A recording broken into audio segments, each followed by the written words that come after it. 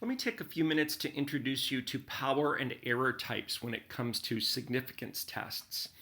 So earlier in this unit, you completed a study guide that introduced you to the idea of significance testing. And when I collected everyone's data, we had 92 simulations of a significance test where the null hypothesis was that the real percentage of success is 0.8.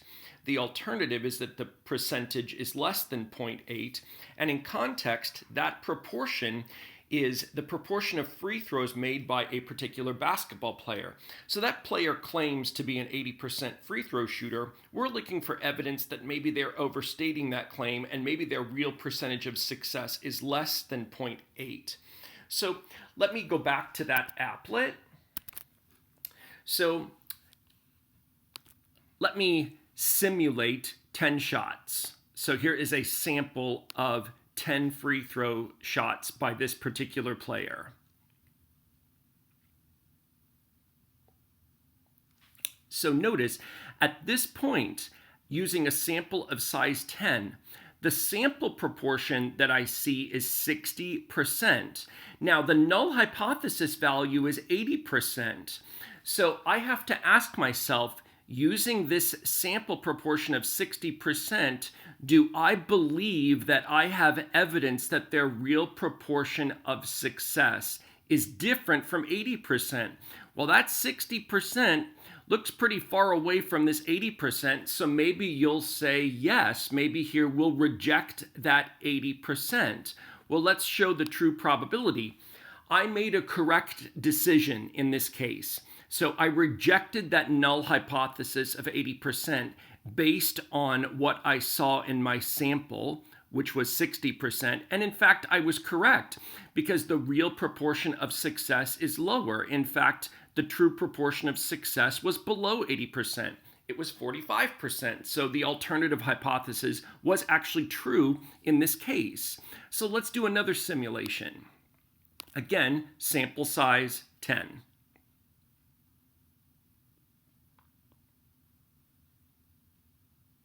Okay, so here, again, the null hypothesis value is 80%. So the sample value that we see is 70%.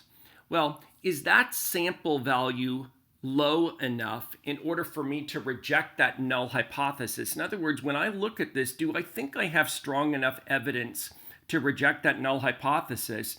And we've only taken 10 shots, so I would probably say no in this case. It looks like that null hypothesis value of 80% might be reasonable. They've made 70% of their free throws. So in this case, I'm not going to reject the null hypothesis. And let's show the true probability. I just made an error. I didn't reject the null hypothesis. So in reality, though, is their true proportion of success less than 80%? It is. Their true proportion of success is quite low. It's 40%. So in this case, what I just committed is an error. I didn't reject the null hypothesis. I didn't think that I had evidence of a difference from 80%. But in reality, this simulation was using a success rate of 40%. I should have rejected that null hypothesis because the alternative hypothesis was true.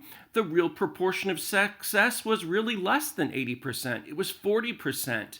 Here's an example of a situation where I didn't make the right conclusion. I made an error. And when you do significance testing, you can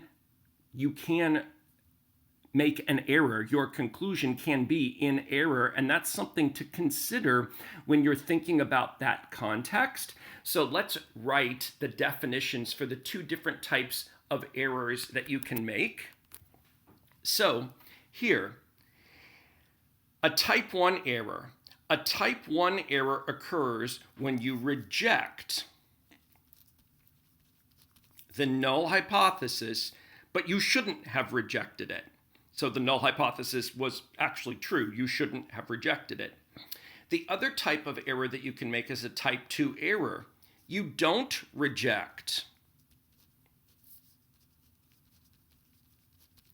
You don't reject the null hypothesis when you should. In other words, I don't think I have evidence against the null hypothesis, so I'm going to fail to reject it. I'm not going to reject it, but I should have, because the truth was really within the alternative hypothesis. The error type that you just saw me commit when I was using the applet was a type 2 error. I didn't reject the null hypothesis when I should have. Let's go back and look at that. So I had a sample proportion of 70% that seemed pretty close to 80%. I did not reject that 80%. I didn't think that I was going to have strong enough evidence here to reject it, but I should have rejected it because the alternative, the proportion, the true proportion of success being less than 80%, it really was true. It was down here set at 40% by the applet. So again, I committed what's called a type 2 error. I didn't think that I had strong enough evidence to reject the null hypothesis, so I didn't. But I should have, because the true success rate was definitely lower than 80%.